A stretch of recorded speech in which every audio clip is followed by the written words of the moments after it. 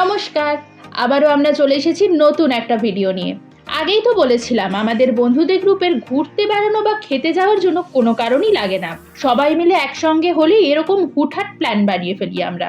চলুন তাহলে আজকে আড্ডাতে আমাদের আড্ডা মারার কিছু মুহূর্ত শেয়ার করি। আপনারা তো আমাদের গ্রুপের সবার সঙ্গেই মোটামুটিভাবে পরিচিত, তবে 3 জন আছে যাদের আপনারা হয়তো চেনেন না। পৌলমী, কৌস্তবদা এবং আমাদের গ্রুপের আরেকজন অনন্যাদি, তার মেয়ে পেখম। ওর ভালো নাম দিভিশা। জানেন তো, ও আবার আমার বিয়ের সময় নিতকনেও ছিল।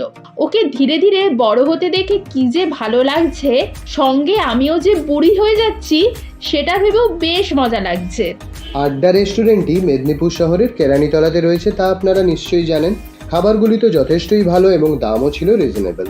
বেশিক্ষণ ওয়েট না করে আমরা ঝটপট খাওয়ার অর্ডার করে দিই। যে কোনো খাবার গরম গরম খেলে তার টেস্টই আলাদা হয়। এবার এখানে চলছে খাওয়ার পরে বিল পেমেন্ট করা। উফ, সেই নিয়ে অর্ঘনিল যা করছিল না, দেখুন সেই কারণে পেখমও ওকে বকছিল। এরপর পেখমের সাথে অর্ঘনিল ও রকির মারপিট শেষ হতে আমরা চলে গেছিলাম অরোরা সিনেমার খুব পুরনো দোকানে কোল্ড ড্রিঙ্কস খেতে। আমাদের এরকম অনেক ভুলভাল দাবি থাকে। আমার তো মাঝে মাঝে মনে হয় গ্রুপের নাম প্রবাহিনী না হয়ে মেন্টাল গ্রুপ হলে খুব খারাপ হতো না বোধহয়। যাই হোক, চলুন, রাত হয়ে গেছে, এবার বাড়ির দিকে রওনা দেওয়া যাক।